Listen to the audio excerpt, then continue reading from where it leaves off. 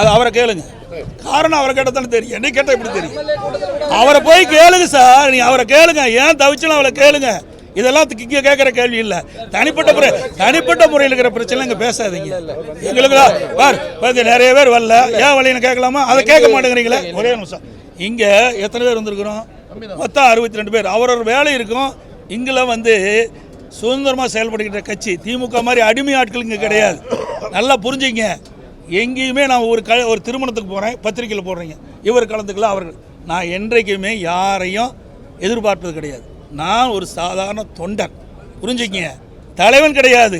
திமுக மாதிரி வாரிசு அரசியல் இங்கே கிடையாது. குடும்ப கட்சி கிடையாது. புரியுதுங்களா? சர்வாதிகார ஆட்சி கிடையாது. சுதந்திரமாக அனைவரும் செயல்படலாம். எங்கே வேணாலும் எப்படி வேணாலும் போகலாம். யாரும் கேட்குறதில்ல. எங்களுக்கு ஒரே எதிரி திராவிட முன்னேற்ற கழகம் தான். அதைத்தான் நான் ஏற்கனவே தெளிவுபடுத்திட்டேன். மற்ற கட்சியில் எங்களுக்கு எதிரியே கிடையாது.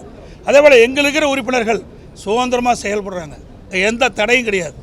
எந்த கட்சியிலும் இப்படிப்பட்ட சுதந்திரம் கொடுக்கல. அதிமுக சுதந்திரம் கொடுக்குற. ஏன்னா நாங்களே இவளோடு இருந்து பணியாற்றியவர்.